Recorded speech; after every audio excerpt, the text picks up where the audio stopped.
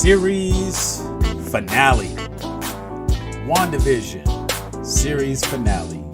We made it through all episodes, completed, watched, viewed. Get to be heartbroken for about 2 weeks while we have no new WandaVision episodes. There's a special episode coming next week, which is going to be like the behind the scenes, the making of, and we'll have a nice little treat for you all that weekend. But we are here, Grown A Geeks, to talk about the series finale. It was the name of the episode also, so that was kind of meta right there.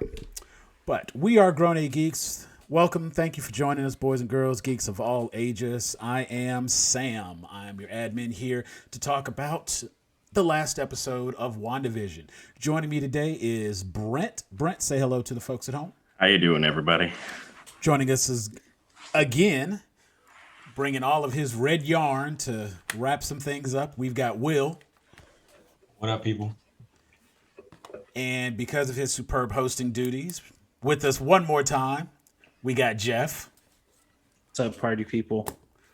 So we are going to dive into the series finale of WandaVision. We thank you for being with us here. Hopefully you are watching this video on our YouTube channel, which you can find at Grown A Geeks on YouTube. You can also listen to us on a variety of services that host podcasts. So you can find us on Radio Public, Pocket Cast, Breaker, Google Podcasts, Apple Podcasts, Spotify. That's where I actually listen to it. And you can find us on Anchor as well. We're just all over the place, and I'm loving that. Got some good things here, so I'm going to go ahead and just pass it off now so we can get into the video itself. And Jeff, take it away. All right, and before we get into it, you already know what to do. Go ahead and smash that like button, smash that subscribe button, and ring that notification bell so you make sure you get all the latest Grown A Geek content on YouTube as soon as it's piping hot out of the oven. But in all seriousness, I'm going to take that and just make a sound bite out of it. And that's going to be... Yeah, please do, so I don't have to actually say it anymore. So you don't have to do that every time. Brett, we got to rip that audio and make that one of the little advertisements on Anchor. We'll get on that. Yeah, for sure. I'm down. But yeah, series finale, and like Sam said earlier, kind of a meta title because, obviously in the bubble, Wanda's been presenting everything as TV shows, and this is the series finale of WandaVision. As far as we know, we haven't heard anything about a season 2 or anything like that, and so season finale for whatever's going on in the shows that were happening in Westview as well. Kind of an ominous title to lead us into the action. So we're gonna start how we always do, kind of a round robin of initial thoughts and how we felt about this episode, especially kind of looking through it the lens of how do we feel about this episode as a finale. So I'm gonna start with our resident Easter egg hunter. I'm not gonna call him the Easter Bunny today. Our resident Easter egg hunter, Brent. How did you feel about this episode as a finale? As far as this episode as a finale, I thought Marvel played it exceptionally safe. It fit within all the tropes that a show should. But at the same time, for a show that had been so meta up to this point, to not have like a huge guns out, balls out finale, came away a little disappointed. And it's not because my red string was off or anything. It's just there were certain things that I felt a finale, considering it's one season, should have finished, but did not address. So I'll let everyone else get into it. I thought it was an adequate finale, but I wasn't blown away by it. Words you'd never really expect to hear. Adequate.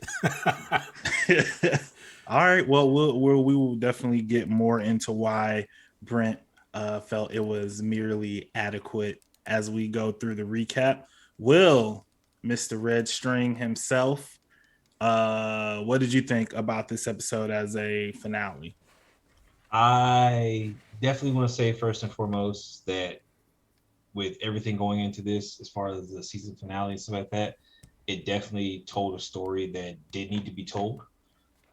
Anybody who says otherwise because they didn't get the big grand finale that they were expecting and stuff like that, that calls the show, Sam's trigger word, definitely needs to have a sit down and reevaluate. You're not talking about anybody specific, are you? Yeah, maybe. They need to definitely have to sit down and reevaluate freaking what, the storytelling is. But I do like where they're going with it, even with playing with all the theories and stuff like that. Like, I don't care how wrong I was and stuff with some of the theories. I don't care what was skewed or what was hanging on, stuff like that. They told a really good story, and they gave me what I always expected Marvel to do, which was something to hold on to. Holy crap, there's still something there, and I'm still along for the ride. Like, all it did was slow down, and I'm just waiting for it to speed up again, just like we're getting ready to hit another ramp on a roller coaster. So it's good. I enjoyed it. I know it wasn't the best. It was the lowest rated and stuff like that, but it still did what it was supposed to do. So I'm good with that. Cool. Sam, thoughts, feelings, emotions? Sad that it's ending. That is the initial emotion that comes to mind, that, it was something to look forward to every weekend. And much like Will pointed out, it was a very good story that needed to be told. We got a lot of good key points for the MCU as a whole from this show, and it covered ground on things that had kind of been glossed over in the past, and made some connections that a lot of viewers automatically make, but the MCU had never given us to make. So being able to actually, dot those I's and cross those T's correctly was very good. As far as a season finale, it's not a season 8 Game of Thrones disappointment, but it is, much like Brent said, playing it a little safe. I kind of felt it was going to go that route. I did not think that we would get anything more than what we got. So while I hoped to get more out of it, I can't complain about what they gave in the series finale. Wrapped it up, nice little bow. And it's important that they called it the series finale and not like this is it. That's it. You had mentioned, a season 2, and I don't really need one. And I think that's why they entitled it the season finale. That's why that's the title, because the series finale, because there's nothing really left for them to do in a television show format. So it was, I enjoyed it, but it was like they could have did more and they didn't. So it was fine for them to do what they did. This is unexpected. I feel like, the past few weeks where we've been coming in here kind of gushing over the show, and everybody's, I think, been enjoying the ride. And I think for me, maybe I hear what you're saying, Will, about it's not because your theories didn't pan out that you didn't really like, or people aren't enjoying the show. I do think a lot of people are well, they didn't introduce the big bad, and they didn't, they wanted it to be this, this kind of very obvious launching point for the next phase of Marvel, because, with the pandemic, we've been waiting for so much. There's two things, we've talked kind of chronologically that, Black Widow and Falcon and Winter Soldier were supposed to come before this project, and this was kind of going to be like in the middle of all of that and going into like Eternals and things like that. But due to COVID and the world kind of changing, the order of everything got moved around. But I think for me, once I kind of went into this, like accepting like that this is a very like self-contained story in a way, like it does have larger implications and it will have larger implications overall, I kind of just really was focused on it as a self-contained story, and like as a self-contained story where the main character is like not gonna die, because like in a lot of movies or other shows, like if this wasn't connected to like the MCU and we didn't need like Wanda moving forward. You know, she probably would have made like the ultimate sacrifice along with her family, blah, blah, blah. But because she has to live, I think that can like lead to some of the feelings of like, well, you know, it wasn't all that. But for me, I definitely felt like I got everything that I wanted, which was basically, you know, conclusion for Wanda or a closure for Wanda on this, you know, understanding like what happened in the Hex, you know, jumping off point for Monica's character. And you know, the good guys win in the end, technically. But I definitely felt like, you know, I was like sad to see the show go because it was so fun, because it was so like quaint, it was different. It kind of forced me back into not just with the content, but with the weekly releases, forced me kind of back into my like childhood television watching phase where it was like you watch something, you talk about it. Yeah. Same WandaVision channel, Yeah. same WandaVision time. Yeah. Exactly. And you get that time to like let it breathe. You get that like, even though you don't spend more episodes, I feel like we spent more time with these characters. Oh, yeah. And so for me, I kind of walked away from it like satisfied, although I wasn't like, whoa, I wasn't like blown out of my seat. But it's also like Wanda said in the previous episode, it's not that kind of show. And so, you know, once I kind of accepted that, like, this is not that kind of show. This is not like this is not going to be like Winter Soldier and Falcon. You know what I mean? Right. It's going to be a whole different ball game. And I think a lot of people who may not have enjoyed all of WandaVision will probably enjoy Falcon and Winter Soldier because it's going to be a lot closer to like what they're used to getting from the MCU. It's going to be action packed and stuff. So, yeah, let's move into like the recap of the episode. I think just for like the purpose of time and kind of like going through the episode, I think it's really easy to kind of break this episode down into like the individual battles. So, you know, obviously the last episode ends with the big reveal that Wanda is the Scarlet Witch, and the first time we've heard the words in the MCU. Agatha has revealed herself. So we have like a standoff with the kids being held hostage. So that was one big battle, Wanda versus Agatha, the two witches. Then at the end of the last episode, post-credit scene or mid-credit scene, sorry, we got White Vision. And so we also have a confrontation between our two visions, Hex Vision, which we saw was a manifestation of Wanda just like it just poured out of her heart through magic and sorrow and depression, versus White Vision, who is technically real vision, but with some sort of like Iron Man technology in his head instead of the Mind Stone. And then 2 episodes ago at the very end, we saw Monica and Pietro, who we've learned is not the real Pietro. We saw them kind of have like a little bit of a thing, but we didn't see them at all in the previous episode. So those are kind of our 3 big battles. Then we also kind of have Wu and Hayward going on too, as well as because, you know, the sword is trying to get in the bubble and fix all that stuff too. So let's start with Wanda and Agatha. Will, how did you feel kind of about like the battle, the conflict between them? It was very interesting to me, but I want to get your thoughts on that. And then we can all just like hop in and just like converse about that battle. Well, I felt that there was a little left to be desired. We don't know Agatha's full intentions or what she was planning to do necessarily. We know she wanted to take Wanda's powers and keep it for herself, but I didn't really know where she was going with it. What's her reasoning behind it? I suspect because Agatha was left in place that's going to come back around at some point in time, and we'll get a little bit more background and stuff on that.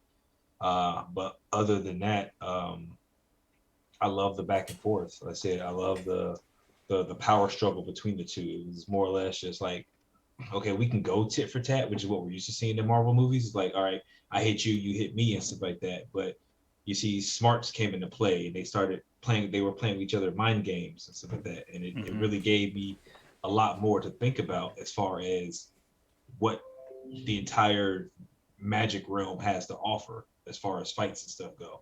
Yeah. Again, we saw. Let me ask you. Honestly, I want to pose a question to everybody because I think Agatha has come up a lot in the theory section, and something you said was really interesting, Will, where you were like, it left a lot to be desired because you still don't know her true intentions.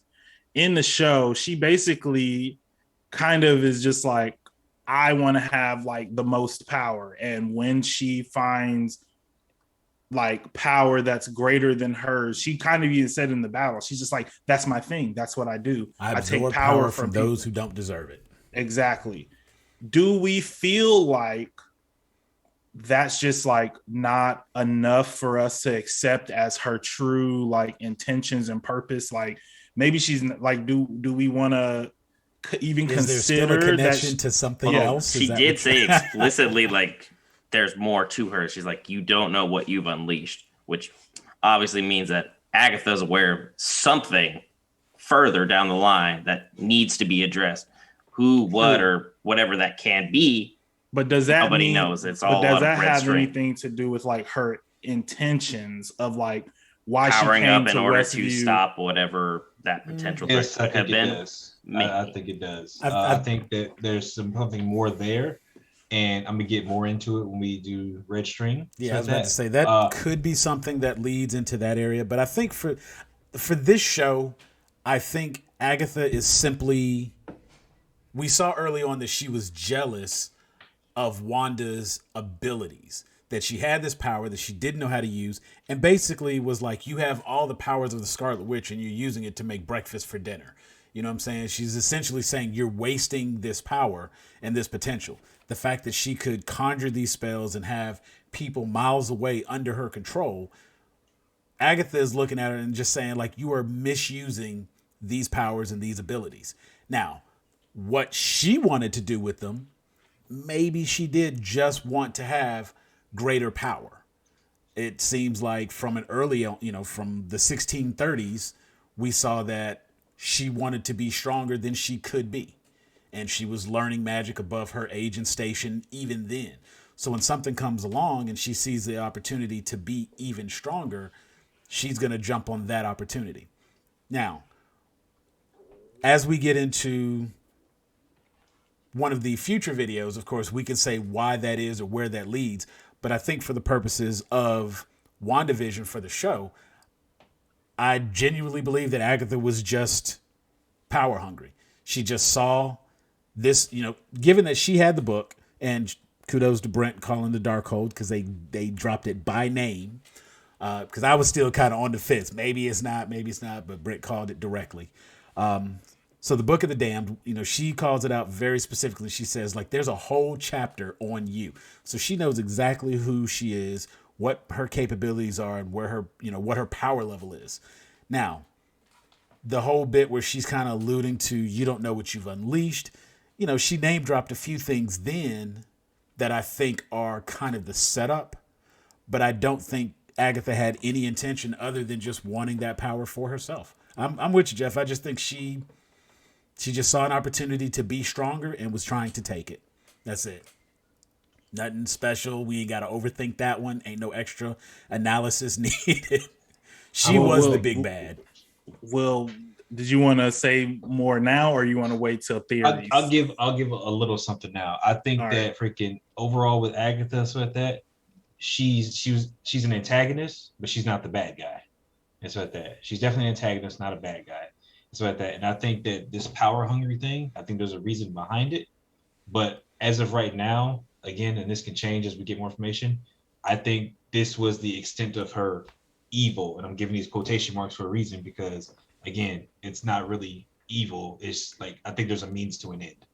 But again, I'll break that down later. It's like, I don't think anything she did was overly malicious. Like the most evil thing she did was hold the kids hostage.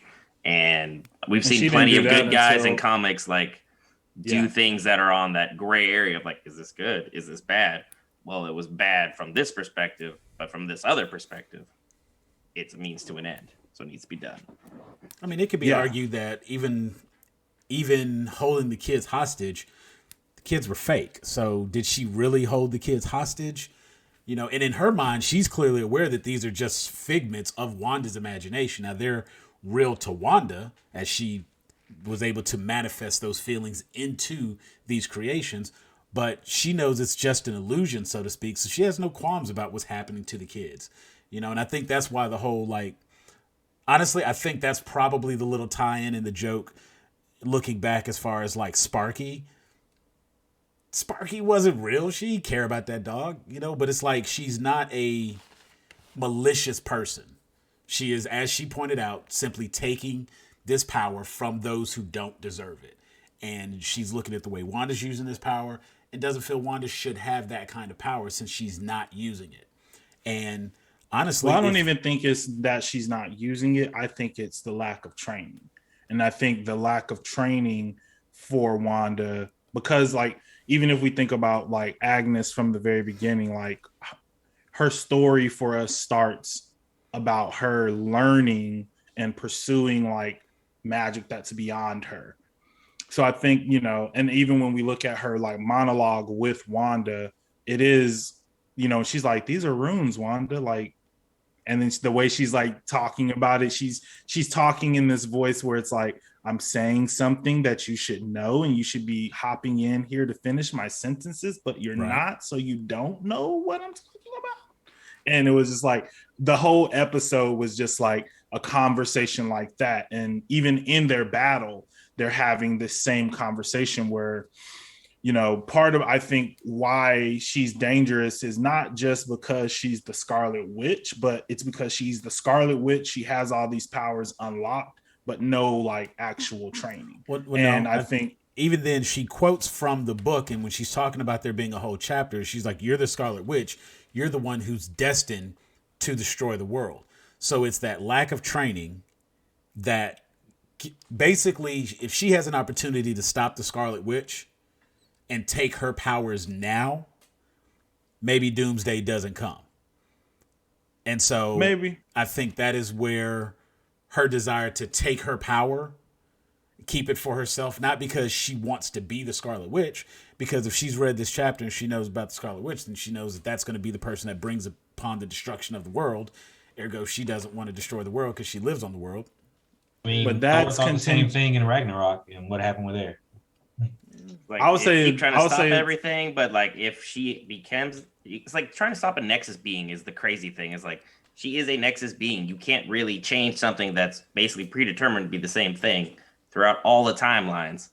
Like you can't change this set in stone story. And I would say that also is contingent upon knowing what that chapter on the Scarlet Witch actually says.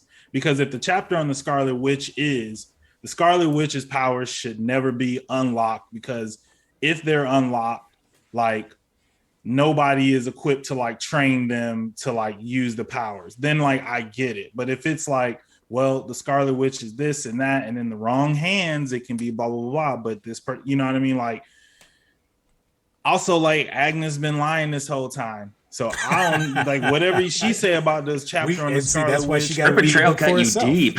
That's why like she could just be saying whatever. Yeah, she just be saying whatever just to get what she wants. She could just be saying like, you don't need this. Like, you could destroy the world to make Wanda kind of like playing on Wanda's depression to say like, look at what you're doing to these people. You're going to do this to the entire world because this is just who you are. The whole chapter in the book says this.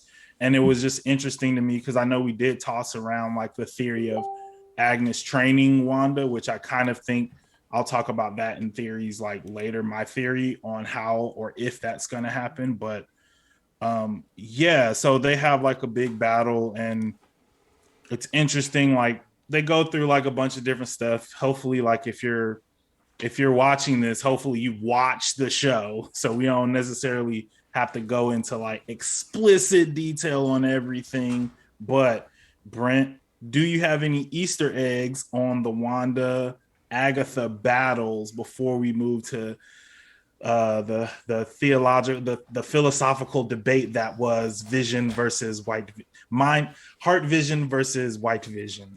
Basically, the only Easter eggs is just you'll notice that everyone's colors as they're being absorbed and redirected keeps changing throughout, and how ultimately at the culmination of that battle, Wanda's outfit, everyone who's clamoring that it was Magneto based.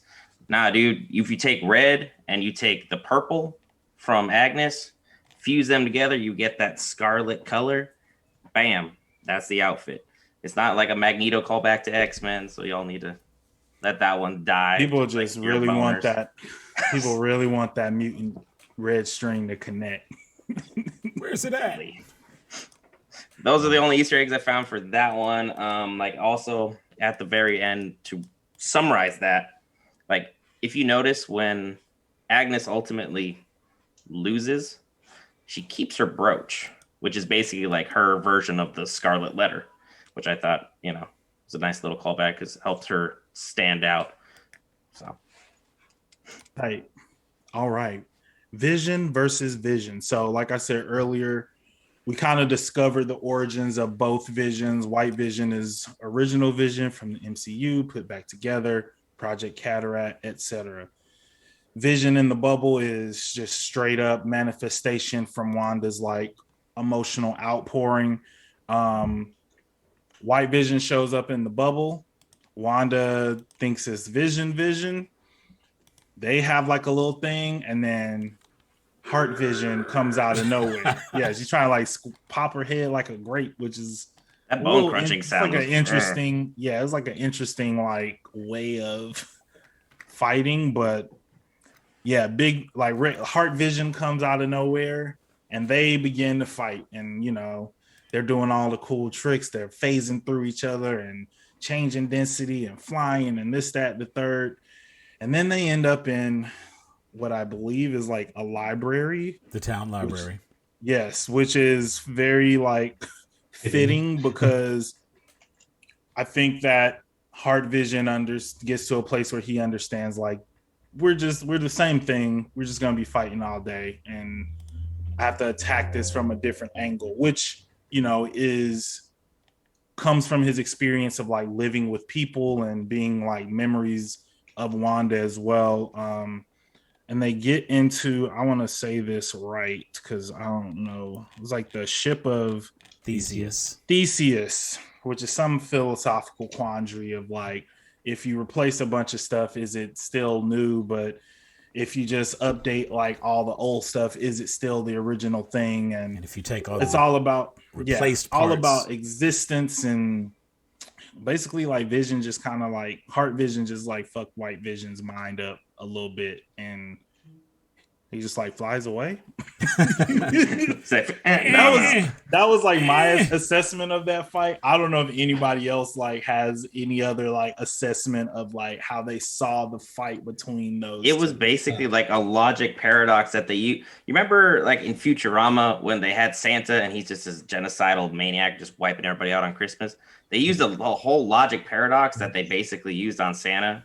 To shut him down. to shut him down. That basically is the same thing on White Vision. You're just like, really? This is how you beat him?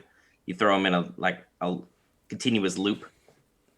Well, I mean, I think, and part of it was in terms of the two visions and how they're interacting. Like you said, first off, it was going to be a stalemate no matter what, because they are two sides of the same coin, and so them fighting each other would have continuously been a stalemate. It would have been a draw.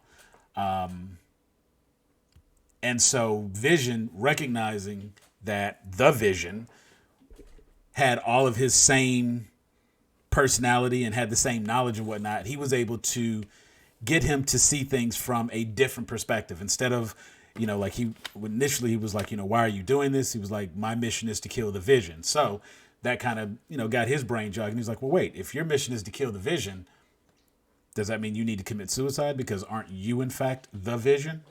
And so that's kind of how they were able to, get that loop going right there. As far as the battle, I have other questions regarding the battle just because the little arc reactor that would be inside White Vision's head is not the Mind Stone. So it makes me wonder where some of his abilities would have come from. Like, how is he able to phase? Freaking yeah, Well, that does all the that stuff mind like density changes and stuff like that. I don't like again, I don't have the exact science behind why he's able to phase. I'm not defending it and stuff like that. Right. But you got to remember that a lot of that goes with the technology that was put in. That's what I was So gonna it's say. like again, memories were kept. And again, I don't know what like all we know vibranium is part of that material. And Right. we don't know what else is in there. Like we don't have the full recipe for what Vision is made out of. So I think that has something like I don't think the Mind Stone necessarily controlled the phasing abilities. I think it was more or less some of the technology and stuff involved in the suit. So that's why when certain memories were unlocked later on, something like that, they kept certain stuff from Vision. So I don't know if they were able to figure out how that stuff worked to activate it within Vision or whatever, so he can still utilize that kind of stuff or not. Again, I'm not making excuses. It could be plot holes. It could be anything like that. But and that was kind of my assessment too. And I think like, you know, everybody kind of had these theories like, well, you know, Shuri could have pulled his mind, his like memories and this and that, and all the theories people were throwing around in the beginning when we thought like the Vision inside the bubble was like the real Vision, and how could he get his like own personality back and stuff. I definitely kind of agree with you on that, Will, where I think it was kind of like a combination of the Mind Stone unlocking the technological capabilities, but the tech itself didn't necessarily need the Mind Stone to keep going in terms of like once the Mind Stone unlocks the AI in Vision and is like, if you do this, you can phase.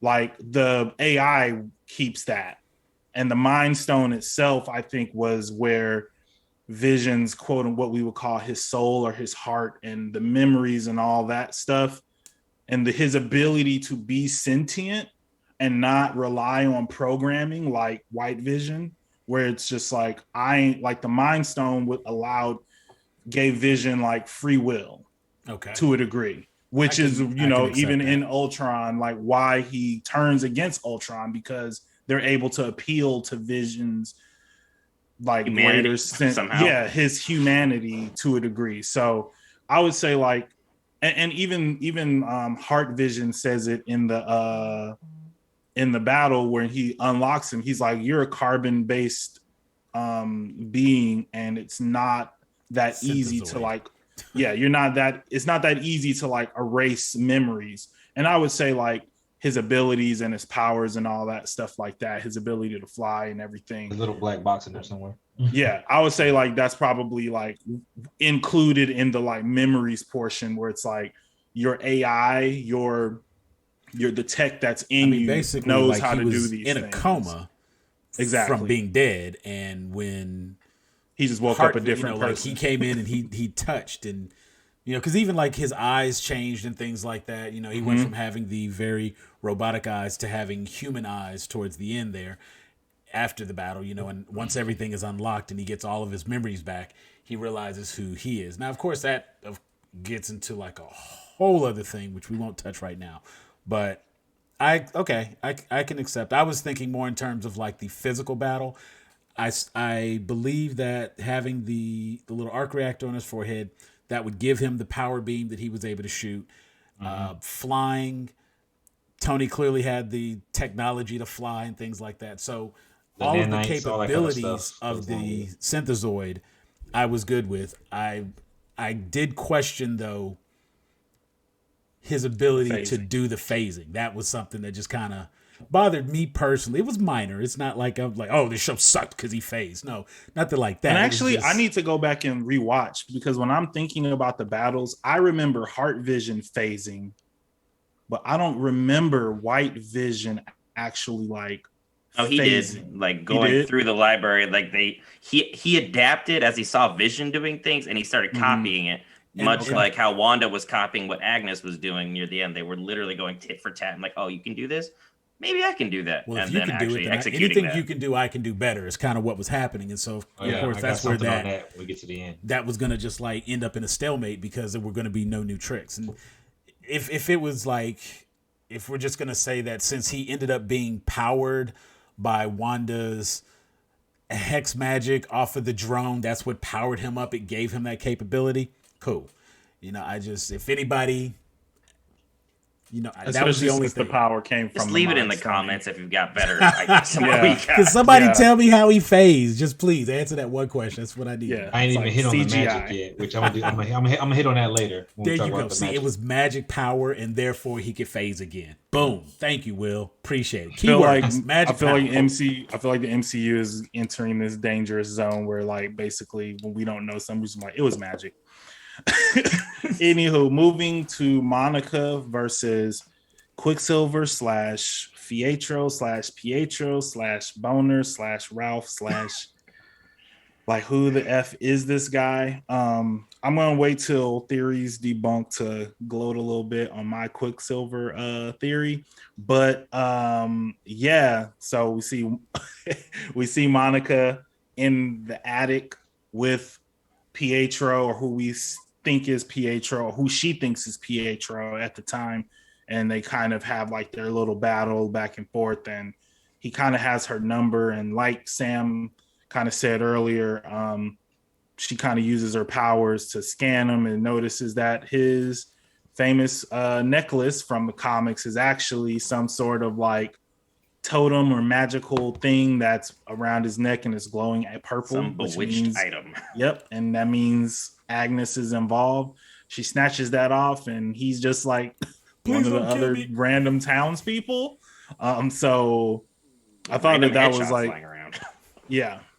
I personally, I'm gonna say this. I personally liked the big FU that the like writers and showrunner and director kind of gave to everybody and on their theories with that, because, you know, the whole, like I've said before, I know everybody. You also like what Rian Johnson did with Star Wars, so I do. You know, I mean, we can do a whole other episode. No, and for this very reason. So let me not interrupt you. Please continue and explain why. We'll talk later, Brent. No. And I agree with you in this regard. So continue. I think that, you know, as viewers, we spend so much time, you know, I think that there is an enjoyment of trying to figure out what's happening, you know, and I know I seem like the stick in the mud. I'm very Scully when it comes to the like red strings, and I'm like, all right, but you're not necessarily doing all your due diligence and closing all these gaps here. But I do think that not here, but there is a subsection of nerds and fans who want to try to like write the movie before it comes out or write the show before it comes out, and they want to see something and be like, oh, I already know where that's going to go. And so when writers kind of understand that about the culture, and they can put something in and say, you know, I know you guys think where this is going. I'm going to cast this person specifically to F with you. I'm going to cast this person in this role specifically so you can pull out all your little theories and figure out all your little stuff. And then at the end, he's going to be a nobody. He's not going to mean anything. He's just going to be like some random white dude wearing a necklace. And maybe, and I'm sure there's like more to it, but like, he's just like a random white dude that looks like a dude from another movie. Cause that's how movies work. Everybody like people don't play the same movie. Disguised as another dude. Exactly. And so I felt so like satisfied with that, just because I knew how mad it was going to make so many people, because they want X-Men so bad. And I'm just like, you have to be patient. They've been trickle feeding everybody from episode 1, and at the very end, they're like, gotta let the chicken cook. Right. You got to let the chicken cook, but also when you eat the chicken, you got to judge the chicken off of what it tastes like and not what you wanted the chicken to taste like. It can be good, but it just wasn't the chicken that you expected it to be. Yeah, I mean, it might be just making us hungry for that chicken. When we found out that this was Ralph, right there, that kind of killed the whole rabbit conversation. That closed up a Mephisto conversation. That closed up, you know, it tied up a lot of threads right there. The writers basically went into Will's garage and was like, "Oh yeah," they looked at the board. They were like, "Okay, change this." Really? Like just swiping stuff, scissors, cut that string. Remember that dude that was cutting through the wall in like episode 3? That was Will's garage, right? I'm with you as far as it's actually a twist for there to be no twist. Like that in and of itself is the new twist, right? You know what I'm saying? Because like you said, they just to show you what the writers of the show were doing, they put our exact questions on Woo's whiteboard, and these were the things that we were trying to figure out. And that's how I knew we were in trouble. They went all the way through to show us, like, we know what questions you're asking, we know what you're trying to figure out, and they did the whole episode with Pietro and the family, and they were doing like the Malcolm in the Middle episode. You know, they gave us more reason to kind of lean towards like really questioning who he was, and then when we find out it's Agatha all along, like they just started ripping. They started like literally taking the chairs out from up under us as we were trying to sit down on these things, and having them continuously unravel these things didn't take away from the fun of trying to figure it out. And if we had to take 2 steps back because we found out something wasn't there, then okay, because we still don't know if Ralph was in fact the person that Wu was looking for. Like there's still questions. There's still things that need answers. And it's just the fact that they teased us the way that they did with certain things only to, and I won't even say disappoint us, but only to like literally troll us in having us think and build ourselves up. Because much like you pointed out when we were talking about some of the different red theories, you were like, we're connecting these theories based on things we know to be true. We know. Mm-hmm. But not based on the things that they've shown us to be. And I think that allows us to be flexible when something doesn't happen the way we want it to happen, because we're not conflating comic knowledge with MCU canon. It kind of makes me like, so when I was in college, I used to be on this TV show where, you know, it's called B-Side. It's like just a TV show at our school, not like a TV show. I was about to say, hold on, let me get on. We got a celebrity in the house.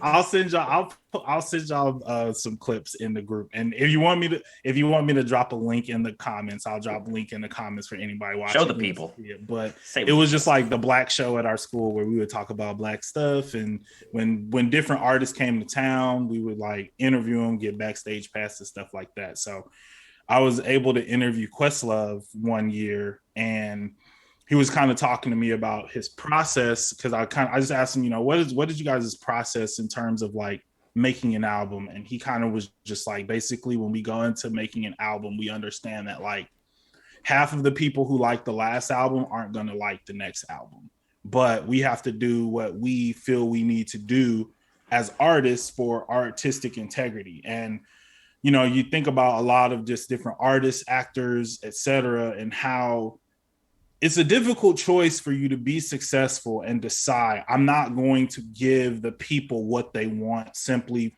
because they just want it. I'm going to be an artist, and I'm going to make this thing because I believe in it, and I believe that it should be done this way. And maybe everybody won't like it. Maybe everybody won't gravitate to it. But what he kind of said was, the 50% of people who like leave us, we get like that same amount in new people.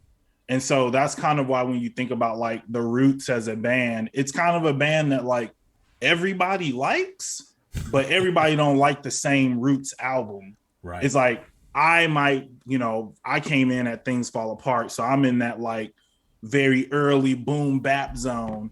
But then like other people came in at like, you know, How I Got Over while they're already on like the Jimmy Fallon show. So they like some of the more polished, like newer stuff. And that's fine. It's all still the Roots. You're going to go to a show, you're still going to hear all the old stuff, but you're going to hear the new stuff too. And I think that conversation actually really kind of helped me reevaluate how I judge art, especially like media in general, because Marvel was under pressure.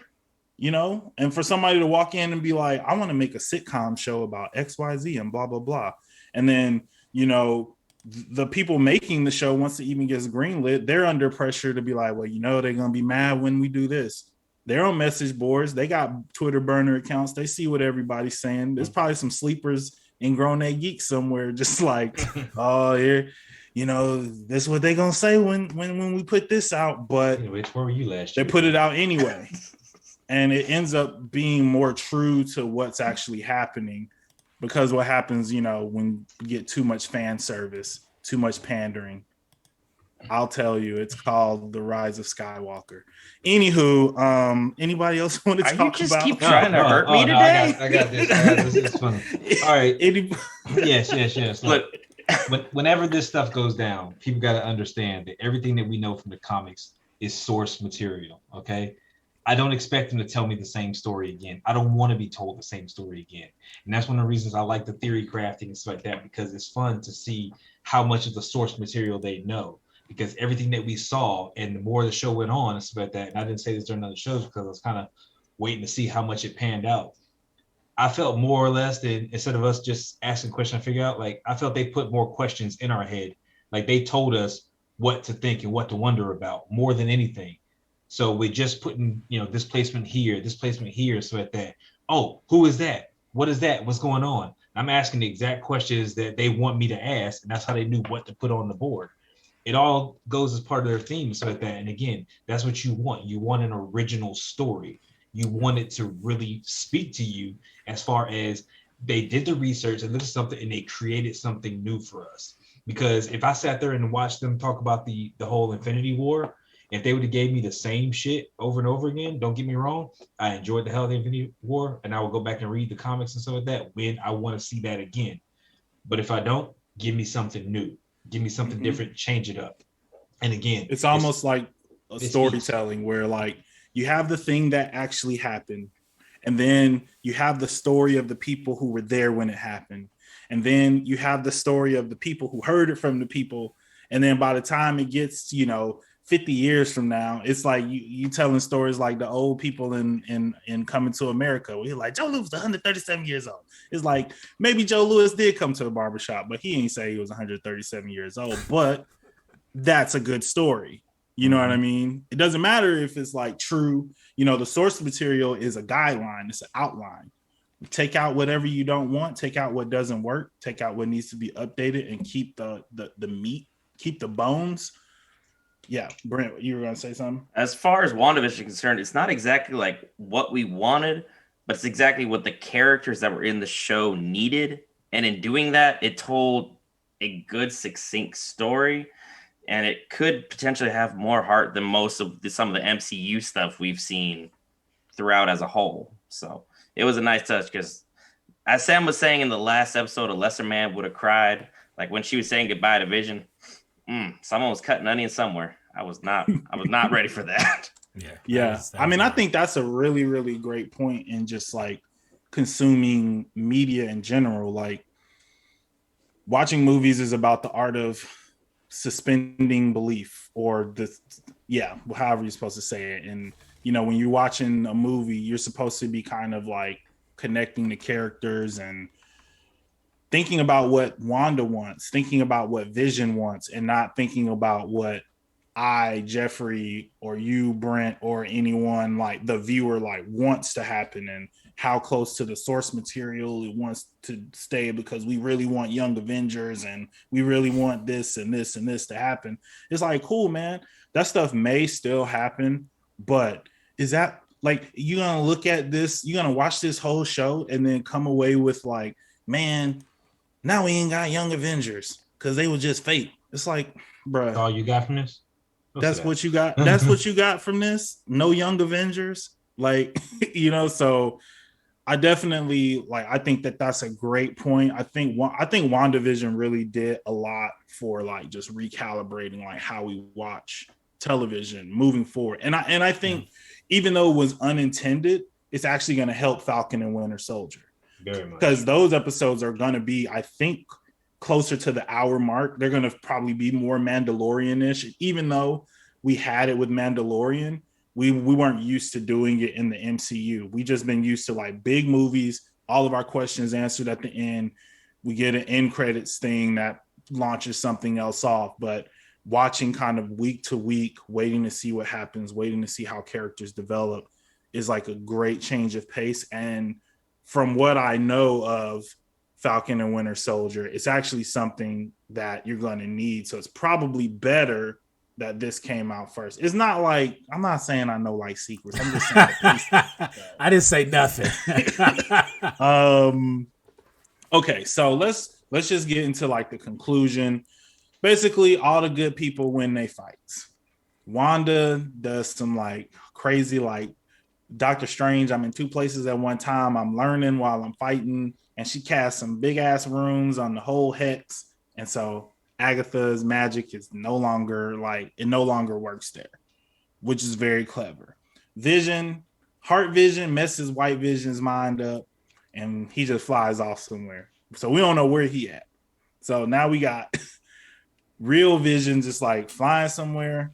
And then Monica, we said, snatched his chain, and he's just like some regular dude. And we're still not even talking about how Hayward was trying to shoot kids. That's what I was going to go to too. I've been on Hayward head this whole time. Oh man, dad mode, boy. He was ready to shoot them kids. I was like, oh, you're like a terrible shot though. Like all those shots were like between the kids, except for the very last one. You're like, you had a full clip. How do you only get one from that distance? And then he's like, you know what? I can't shoot y'all. Let me run y'all over. Because when he first got in the Hummer, I'm like, is he running away? And I was like, oh, no. He's just backing up so he can go faster to run them over. And that's when our beloved Darcy comes in and saves the day. With her one-liner. With her ice cream truck. And see, and it was kind of funny because when we see the hex kind of moving away, we get to see what that ice cream truck was. And it's like, oh, because keep in mind that it would have had the same actual mass. Yeah. So even though it was a physically smaller vehicle, it still would have hit. And so for sure. That was why, like when they came back and they showed what that vehicle was Darcy was in, that was very satisfying to see that. Yeah. And so Hayward's going to jail. The town is kind of like unlocked again. Everybody's dealing with all their stuff, and not a happy town. Yeah, not a happy town. But Monica, as kind of Wanda's advocate the whole time, just kind of allows Wanda to kind of have that last moment with her. I say allow loosely because she wasn't going to be able to stop her if she decided to stand in her way. But I think the gesture of, I get what you need to do right now, so go take care of business. And we get just like, the really beautiful, even things we still see in sitcoms today, mom and dad tucking kids in the bed, very like, this very wholesome family moment that Wanda has been trying to build this world to have. And she finally kind of has it. And, then her and Vision go downstairs and they have a beautiful moment that has now been turned into memes of all kind. Yeah. Vision. Vision with that black turtle. That's why we can't have nice things. just want to throw that out there. He's like, I turn the light quick. I turn the light on so you can see all this drip, baby. It's like this gold chain don't glisten in the dark. But they just have like a really like beautiful family moment. And Wanda, for me and my perspective, I think that this is really powerful just because it's the first time Wanda is able to really have closure with and losing people that she loves. And, her parents are taken from her in a very, very violent way. And she was so scared for herself, she didn't have time to process it. Same with like her brother, even in the Avengers, and Vision did as much as he could to help. But, not being able to say goodbye sometimes is a very, very tough hurdle for people to get over. And then the hex converges on the house and we see the plot of land. And basically Wanda's just like, my bad. Well, you gotta I don't know what I'm doing, but I'm gonna figure it out. It's a testament to her strength and stuff because you look at everything that she's gone through, all the damage you said she's absorbed, and now it's at the point to where, first of all, testament to her strength because of how many times she was able to see something copied. Like she saw the runes and she copied the runes. Like she's a quick learner, so at that. Well, she had the book for a little while, you know, we don't know how long that time period was, but she's doing astral projections and stuff like that. But as a father, you know, knowing that, you know, this is your life right here, and you got to say goodbye to all of it right then and there, and then you got to walk away. You know, you got an angry mob out there waiting for you. The military can come for you, whatever. Like there's a bunch of shit to go on, and she's just like, yo, you know, it had to happen. But if you fuck with me, you gonna catch it. And it's massive for her. Like again, her arc was beautifully done. And I said, no matter what anybody says, her arc is perfect. It's like that. And again, where it's gonna go is up in the air. So many things. Yeah, I definitely think they did a great job with her closure and finally giving her an opportunity to get legitimate closure. Everything that she had been through, as Will was pointing out, has really shaped her to be who she is. And as I had said previously, I feel like she was completely justified in creating this world that she created. She deserved some happiness at some point, you know. It's unfortunate. Like given the same. Oh, sorry. Keep going. It's unfortunate it came at the expense of this town, but you know she sacrificed a lot personally, and you know it's one of those things where it's like it kind of adds a little bit more dimension to the Hayward character, where he's got a chip on his shoulder because of the blip. She's a living, you know, she's the opposite end of that spectrum, showing what happens if you were part of that blip. You know what I'm saying? She came back. She's lost things as a result of the blip. 5 years of her life are gone that she'll never be able to get back. And then when she does come back, all of this trauma that she's had to try to process is there. And not really getting an opportunity to ever really deal with any of that and having to go right into these different situations, it's a lot. So I like that they allowed her to mature as a character, to kind of grow up and kind of come into her own. And they did a really good job with that. I was more fearful that they were going to do a standard TV trope where they had, like, when she comes back and she's standing there in the plot of land and she has on the same outfit she had when she first got there. And I was like, is this the whole "it was all a dream" moment from TV shows? And I was about to Patrick be heated. Duffy. You know what I'm saying? I was like, don't you dare do that. So seeing her walk back into town afterwards and like having to look at those people, and she kind of like pulls her hood up. You know, I appreciated that because it did show that she was taking responsibility for those actions as much as she was going to allow responsibility to be taken, because it wasn't like he was finna just be like, come here, you're going to jail. No. Right. So like, I was good with that. my only point is, like, given the same base set of powers, like, wouldn't we all go back to like a simpler, happier time of each of our lives, but like the pinnacle of like where we're happiest? I'm like Monica's you can't really words. fault her for that. So Yeah. like this just something that, given extraordinary powers, you know, becomes with the whole extraordinary responsibilities thing. It's like, I mean, those were There's Monica's a- exact there's a words, whole- where she points out that if I had your power, I know I would have brought my mom back. Period. Exactly. So, that was all I had to say. Yeah.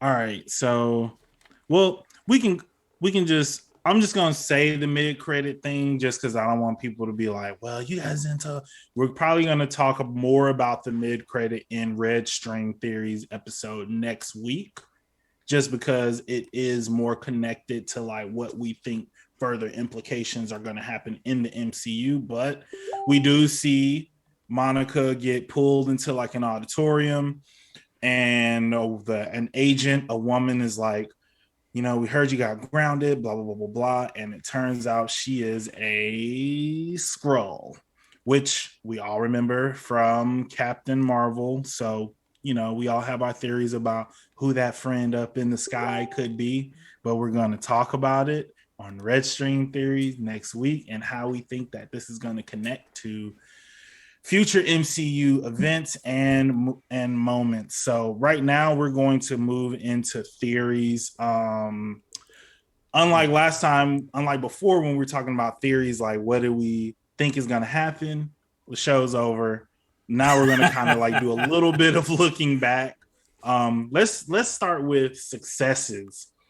Some of our theories came true. Some of our red strings panned out and are still on the board, and other strings had to get cut and are moved off to the side a little bit. So yeah, some I strings just want ain't to pat cut. They just hanging. They waiting to be connected. All right. So anyway, I'm gonna just quickly pat myself on the back for being right about Pietro. That's it. That's all I'm gonna say. Okay, I Yeah, give you that. Yeah, that was you got that definitely one.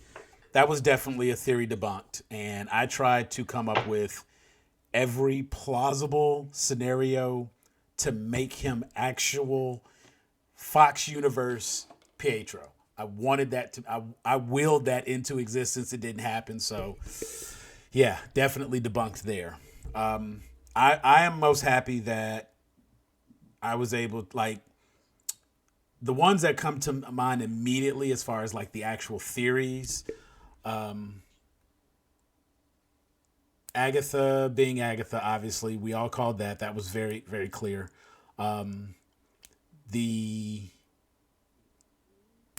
fact that there was not going to be a big bad revealed in this show was something I picked up on probably episode 6, right around that time, episode 6 going into episode 7. I could see that there just wasn't going to be time for it. So that was the theory that I got right. Unless we count Agatha as being the big bad, but I think we all kind of feel like she's not the big bad. No, we're on the same page. Yeah, she's just a bad. Hayward got Hayward all wrong. Like, actually, I can't say I got Hayward all wrong because I never really thought Hayward's a dick. We all called that. Right, we agree with that. Like I was about to say, I don't think I really thought much about Hayward outside of Hayward being a guy with a chip on his shoulder and a hard on to take down superheroes. That was the only feelings I had with Hayward. I did not put any stock into Hayward as a character beyond him just being a bad guy. Like, I still have him on my board as potential Skrull or Kree or something more than just some random American dude. Look, I called him. Look, if he's something more, he needs to learn how to use a gun. Look, yeah, he doesn't learn. Like, Skrulls, like, again, I told you, when we started freaking theorizing and stuff, like, I called Skrulls all day. Like, I didn't know where they were going to show up, but, like, somewhere in this motherfucker's a Skrull. And I got justified at the very end. I'm like, hey, fuck that. I knew they were here watching. So that, but yeah, Will was like, give me something, man. In the ninth inning, he tied the game. Very, very end. Here you go, Will. No. Hold up. Freaking. First off, look, let me get this out there.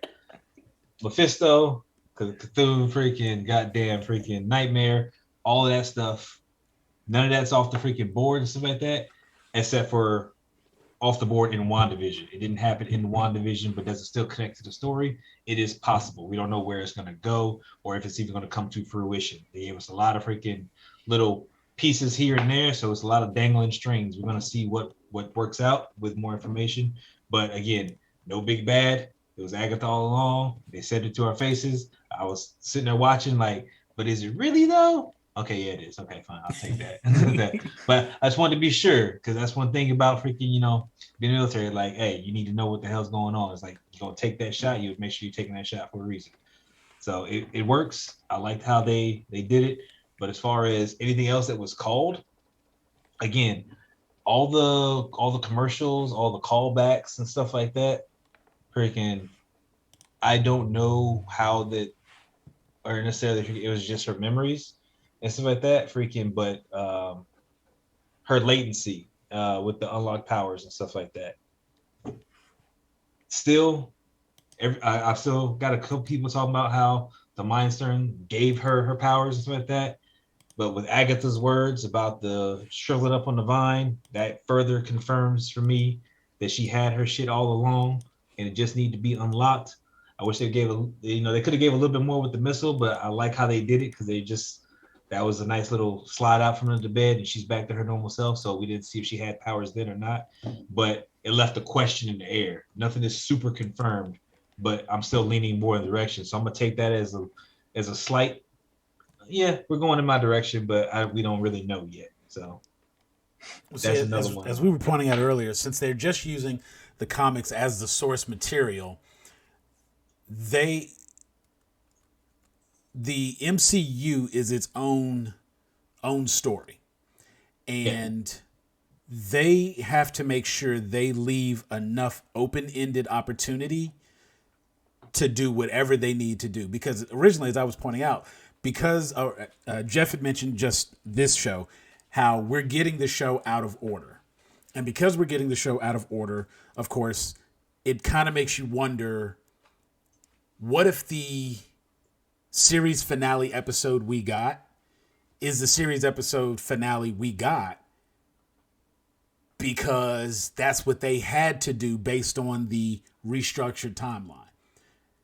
Because this show was originally supposed to air and then we go right into Doctor Strange. And of course, I've now pointed out we got a year before we get to Doctor Strange. That's a long time unless they're going to go in and change something here and change something there. And they have to, switch up enough things so that they can rewrite a few things here and there, change a line of dialogue over there to make their story cohesive still. And also like Marvel has, the MCU has historically in some ways been told out of order as well. It's like the order that the MCU movies come out in is not like chronological to the actual MCU itself. It's more just like, okay, because that's why when people like watch them in chronological orders, like if you're watching, like if you start with like Captain America and then Guardians of the Galaxy and then Captain Marvel, no, I hate like that don't necessarily tell you what you need to know about, like you don't have no information for those movies. So like when Nick Fury shows up at the end of the first Captain America movie and he's in like modern times, it's like, well, who's this black dude? Yeah, you don't know. You don't get the same reaction.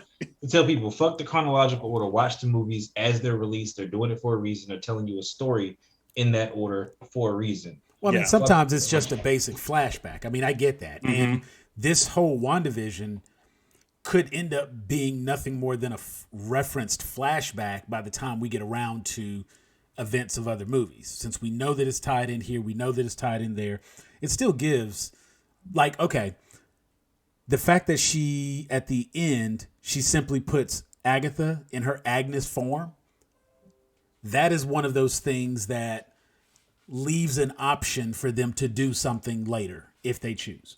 It's a red string flapping, right? Flapping instead in the of breeze, cutting that string, waiting to be tacked to the board. Instead of cutting that string, they simply pull the pin out and let that string hang. So now they can move it wherever they need to move it, whenever they need to move it at some point later, and it'll be just fine because it's available still. And that's what the MCU has done. There's only been like one or two times where they've retconned something, and the stuff that they've retconned in this, Wanda's story, like Will was pointing out, we saw her reach out towards the missile and she got pulled from under the bed. So it definitely pushes the idea that she had these powers beforehand. But the comment as far as it, something that would have died on the vine is a clear indication that she had these powers beforehand. That's the line that ties it together. But if they decide they want to do something different, they've not definitively said they can change it at any time.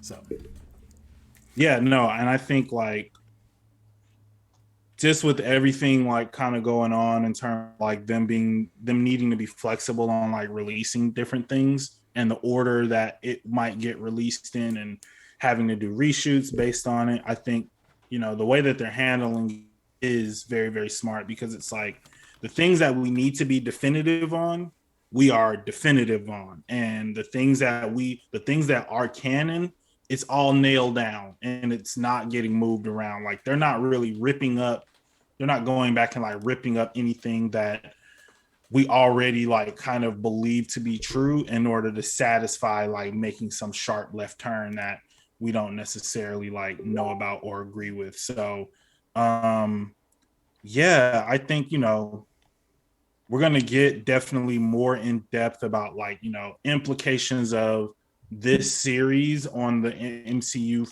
next week when we do our very inaugural like true to life red strings theory, and that might just get like very, very deep and in the weeds and stuff like that. But leave me alone. That might end up like a 2-parter or a 3-parter. Like that's gonna be a journey. Yeah, for sure. But we definitely have enjoyed having everybody along on the journey with us through WandaVision. For Marvel's first real attempt at like an MCU incorporated show. Like, I know Netflix and all that stuff was in the MCU, but one that actually has real implications on the MCU moving forward. It was a big risk, and that's why honestly I love Marvel, because they take the risks, but they do it in such a smart way that eventually even people who hated episode 1 and 2 came around, and by 3 through 7 you were hooked. So in honor of the closing, we're going to replace our usual segment of closing with kind of like questions we want to answer for next time, with everybody kind of talking about their favorite moments, and then we're going to close it out with a group rendition of Boyz II Men's "How Do I Say Goodbye." I'm just kidding. Hold on, let me get that video queued up, because I like singing.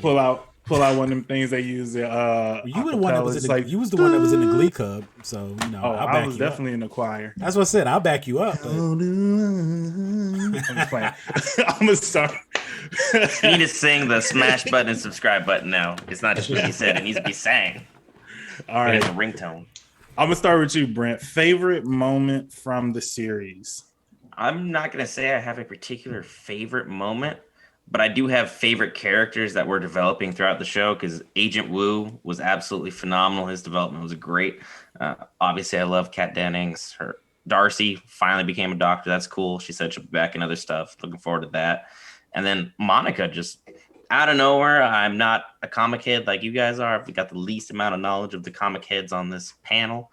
But to see her character not only get started as somebody and then become who she is on her path to being, I thought that was great storytelling throughout. Type. Will. Honestly, I have to go with Vision. And the reason I go with Vision is because the show is called WandaVision, and everybody's looking at Wanda. But they didn't discount Vision at all, even though his character's not alive. They still freaking did a lot of building for him to understand what's going on, his place, and try to figure out what's happening in the world. Him falling into the role of, becoming a father and stuff like that, and understanding that eventually he had to let go. Like that's real big moments for him, and that shows how he grew from just being the synthesoid to having that humanity, even in the little ethereal form that he was just created out of. Like, he became human essentially and stuff like that, and lived that life, and I really love that about it. Like, it's very you like that Chris Rock stand up is like, daddy go to work and all he get is the big piece of chicken. It's like, yeah, we were very much like not really concerned with Vision this whole show. So that, I think that's a great point to make, to kind of even just in the end acknowledge his growth as a character, real or otherwise. Sam. Probably the getting origin stories again. We have Monica Rambeau's origin story. We technically have Wanda's origin story. We are getting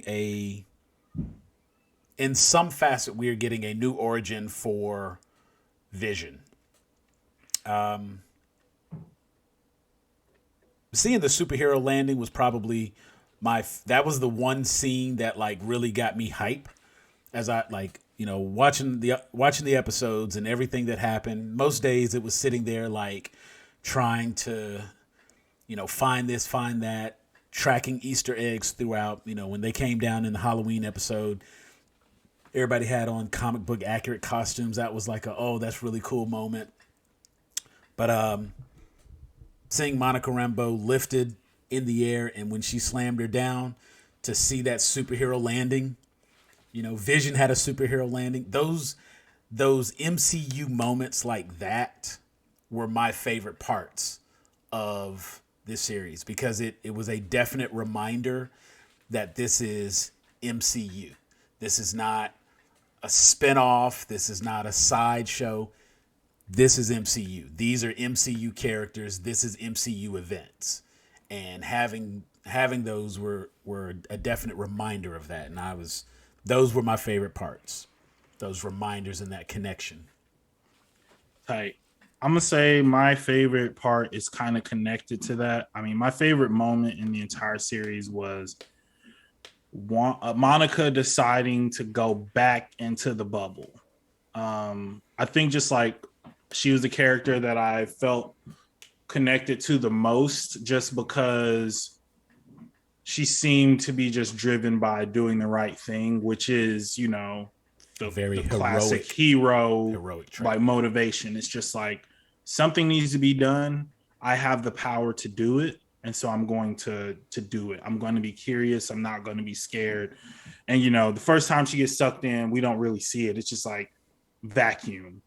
And then when she gets yeeted out, it's just like, boom, it's two very like almost like violent occurrences. And, everybody was I think everybody was so like disappointed that the scientist wasn't Reed Richards, that a lot of the kind of like emotion of that attempt to re-enter was lost. She basically was in that car, and that car was about to get mashed up, like in a really, really bad way.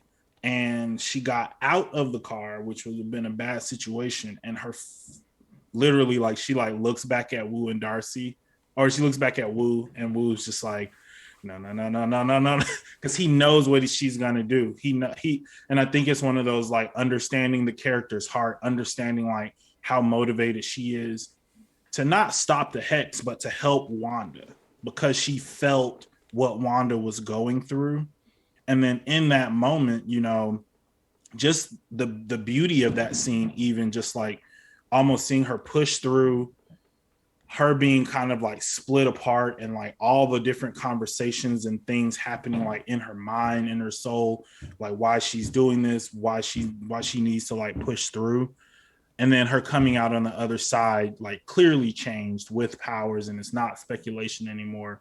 And then also making her like a much more interesting character, and a character that feels like, okay, now she's like equipped and on par with like everybody else here. We don't have to like worry about her anymore. She could take care of herself. And it's like she didn't get her powers through like an accident, not a random spider biting her or anything like that. It was literally just like her heart for helping Wanda caused her to make a decision that ended up with her getting those powers. So I think just like that moment where she's like pushing through, and there's like 4 of her, and then she gets it back together, and they all kind of like smash back into one. I was just really, really like fascinated by the way they chose to represent that visually. It felt like a comic book splash page, like a 2-page like splash in a comic, just like on a widescreen TV. So yeah, that was my favorite moment of the series, and I'm definitely excited to see like more of her moving forward. So this has been our WandaVision recap. Like I said earlier, thank you for joining us on this journey. We all have had like a great time talking about it, discussing it, getting you guys' comments in the chat, getting you guys' comments in the Facebook group, which there's a QR code somewhere. I'm pointing at both of them. Yeah, this one. You're right. The one over here is Facebook is going to be the one in the top left corner. Click on both of them. There you go. Go to both of them. Just click, scan the QR codes, and go where they take you, and enjoy that. Exactly. And let's keep the conversation going for sure, because we know it's going to have wider implications. Next week, Red String Theory, we're going to definitely talk more about how we feel this could impact the MCU much, much further. So for all you guys who like kind of our theory talk and kind of connecting the MCU to the source material, you definitely want to tune in for that. Also, as always, go ahead and smash that like button if you haven't done it already. Hit that subscribe button and ring that notification bell so you make sure you get all the fresh grown AE content when it's piping hot out of the oven. For your admins, I have been Jeffrey. For Sam, Will, and Brent, we want to say peace. I don't.